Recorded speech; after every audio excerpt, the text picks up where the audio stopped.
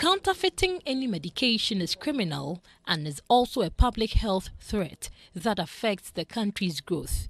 Most counterfeit drugs do not have the accurate active ingredients, may contain dangerous substances that are health risk to consumers. What is more, its influx undermines the confidence in a country's health care system. Thousands of children are said to die from countless counterfeited malaria drugs and antibiotics in Africa on a regular basis. The Health Minister, Mr. Kwaku Adjumani, said the WHO estimates that 1 in 10 medical products in low and middle-income countries is substandard or fake. He said fighting this threat requires a collective effort from all partners. Production and trafficking in falsified medicines is a multi-billion illegal business, which is sustained largely by the lure of high financial gains, combined with a perceived low risk of detection and prosecution. Combating counterfeit medicines and drug abuse is everyone's responsibility. The Chief Executive Officer of the Food and Drugs Authority, FDA, Mrs. Dilis Dako, said the recent abuse of tramadol and codeine is a health threat which has to be tackled head-on. Most of these medicines that are being abused are being smuggled into the country. So our role is to make sure that the medicines do not come in. And then we'll monitor the market to see that in case some manage to come in, we make sure that we can pick them up.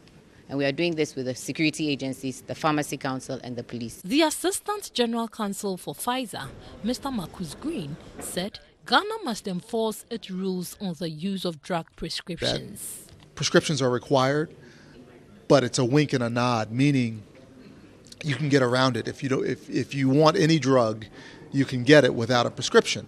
And that creates an inherent problem. It creates a problem for folks that are addicted to drugs because the availability is there.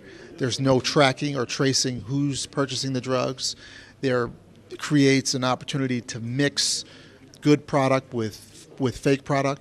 That would be a huge step in the right direction if there is an effort to tightening the prescription drug requirements and enforcing the laws that are currently in the books. The Food and Drugs Authority, FDA, in collaboration with the Conference of Western Attorneys General, African Alliance Partnership, brought stakeholders involved in drug control, criminal justice, policymakers, healthcare practitioners, pharmaceutical industries, security and law enforcement agencies together for the discussion. For the next 2 days, they are expected to agree on an action plan for a national prevention to ensure a systematic approach to curb drug counterfeiting and substance abuse.